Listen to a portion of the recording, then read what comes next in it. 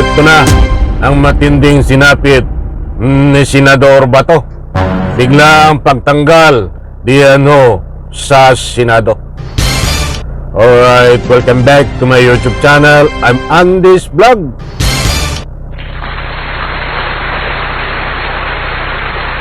Ito, mga mahal kong taga-subaybay, mainit-init pa.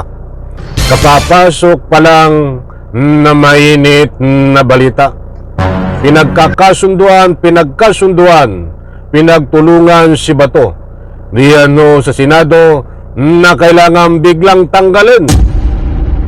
I-like muna natin ang video na ito kung nagustuhan nyo po. Please subscribe my YouTube channel sa lahat ng hindi pa nakasubscribe.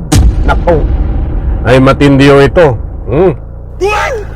Si Bato ay ilang buwan nang nagtatago sa loob ng imburnal. Simula nung isiniwalat ni Ombudsman Boying Remulla na mayroon na siyang arrest warrant galing sa ICC. Aba, hanggang ngayon si Bato, sa madaling salita, ay hindi nagtatrabaho. Ba't patuloy ang pasweldo ng taong bayan sa kanya sa pamamagitan ng tax? Mantakin niyo. Dapat si Bato ay pinapasweldo ng taong bayan sa pamamagitan ng tax sa kanyang trabaho sa Senado. Ba't ngayon ay kakaiba si Bato? Pinapasweldo siya ng taong bayan sa pagtatago. Aba, ay lokohan na, di ba mga kaibigan? Grabing lokohan na ito. Ilang buwan na si Bato ay pinapasweldo ng taong bayan sa pamamagitan ng tax sa kanyang pagtatago. Aba, only in the Philippines.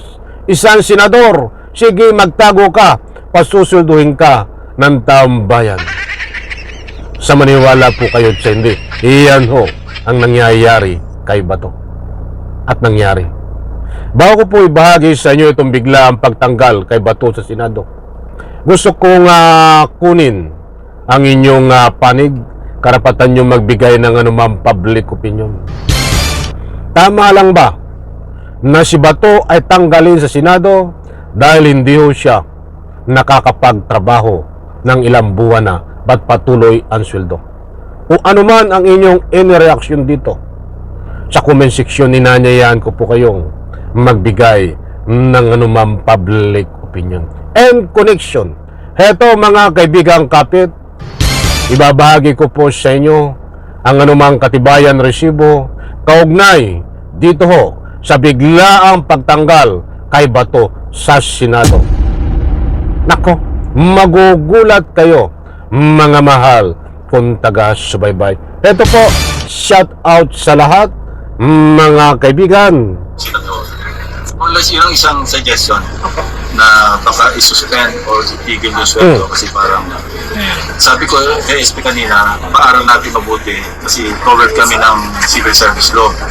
Baka hindi ubra yung hindi mo pasweldo yung senador kung walang basis. Pero tama rin sa SP, we have our own rules.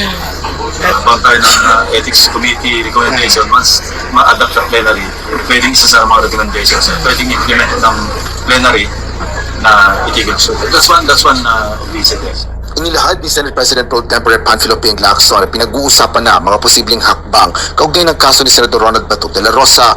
Partikular dito ang patuloy na hindi paglahok ni Senador de la Rosa sa mga sesyon ng Senado simula pa noong November 2025. Maliwanag pa na mambabatas, maaari ring talakayin ang issue sa Senate Committee on Ethics and Privileges sakaling may maghain sa komite ng reklamo.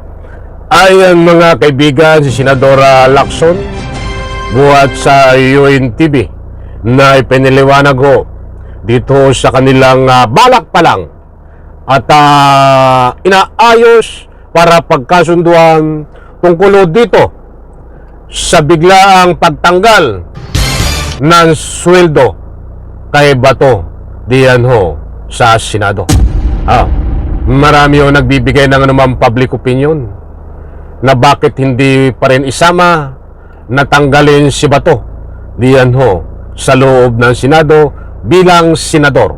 Bukod sa pagkasenador, tatanggalin siya sa pagkasenador, ay gusto rin tanggalin ang sweldo niya. Mga kaibigan, disclaimer lang ho bago tayo magbigay ng anumang full commentary. Hindi ho tayo nagpapakalat ng anumang fake news dito. Kung nasabi po natin na itong si Senador Bato, bigla ang pagtanggal sa kanya, diyan po sa Senado ng kanyang sweldo. Iyan po ang ibig kong sabihin. At siyempre, gusto rin po siyang tanggalin sa pagka-senador dahil hindi po siya pumapasok. Yan po ay ayon sa mga nagbibigay ng anumang public opinion na karapatan nyo po yan, mga mahal kung taga-subaybay. Kayo po ba ay payag na itong si Senador Bato ay tanggalin sa Senado para nang sa ganon, isahan na lang, wala na rin sweldo? Sa comment section, inaanyayahan kumuli kayo magbigay ng anumang public opinion. Nako, matindi ho ito mga kaibigan. Anak ng katakot-takot. Kayong nasa Senado diyan. Bago ko magpahayag ng aking public opinion, hindi po tayo nagmamarunong dahil hindi tayo marunong. Tayo ay pawang nagsasaliksik. Ito ay pawang public opinion na tayo ay nagkaroon ng pawang pag-aaral at pagsasaliksik. Anak ng katakot-takot. Kayong nandiyan na mga senador, lalong-lalo na ho itong ama ng Senado na si Soto. Kayo ay gumagawa ng batas, ba't kayo naman ay walang pinapatupad na legal na batas, regulation, diyan mismo sa inyong tauhan at nasasakupan? Ay mantakin nyo, ngayon palang pag-aaralan, kung may basihan, kung itong si Bato ay dapat tanggalan ng sweldo. Lokohan na ho ito. Anong sasabihin yung pag-aaralan? Simula ang tagal-tagal na ng Senado. Wala ba kayong rules diyan para ang isang kasamahan nyo, kapwa senador, kapag gumawa ng galawan ni Bato na hindi nagtatrabaho, ba't patuloy ang sweldo?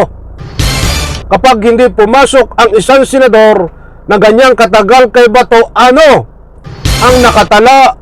Ano ang legit na inyong regulation o batas diyan sa loob ng Senado? Kaya pala naman, hindi nyo maparusahan si Bato. Ay siguro nga, tama ang sinasabi, nilakson wala kayong batas na magpapataw ng parusa. Puro pag-aaralan. Kahit hindi mo pag-aralan ito, itong ginagawa ni Bato, kayong mga nandiyan sa Senado, sa pamumuno ni Soto, kahit hindi mo pag-aaralan ito, ito isang patunay na si Bato ay hindi pumapasok. Ba't patuloy ang sweldo? Pasweldo ng taong bayan sa pamamagitan ng tax. Ano pa ang pag-aaralan nyo dito? Kung kayo ay may batas na legal diyan sa loob ng Senado, noon pa man, ilang araw pa lang itong hindi pumapasok, binigyan nyo na ito ng corresponding punishment na naaayon sa legal na proseso. Mahirap magpatupad ng batas. Katulad ng i-apply kay Bato, kung wala kayong batas na sinusunod, kung ngayon pa lang kayo gagawa ng ganyan. Mga kaibigan, ang lahat ho ng ahensya ng gobyerno, kung saan pa man tayo umikot, sa paaralan, negosyo, o ano pa mang ahensya, ay may sarili pong rules. Kapag ang isang tao ay hindi pumapasok, may sariling dapat ipatupad na punishment. Paaralan, ay lalo pa yung Senado. Sa paaralan, pag hindi ka pumasok, idadrop out ka, ibabagsak ka.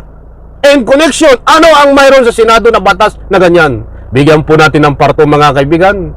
Kinulang tayo sa oras. Sarap sanang talakayan ito Isang like muna sa video na ito. Maraming salamat, bye-bye. Palakpakan.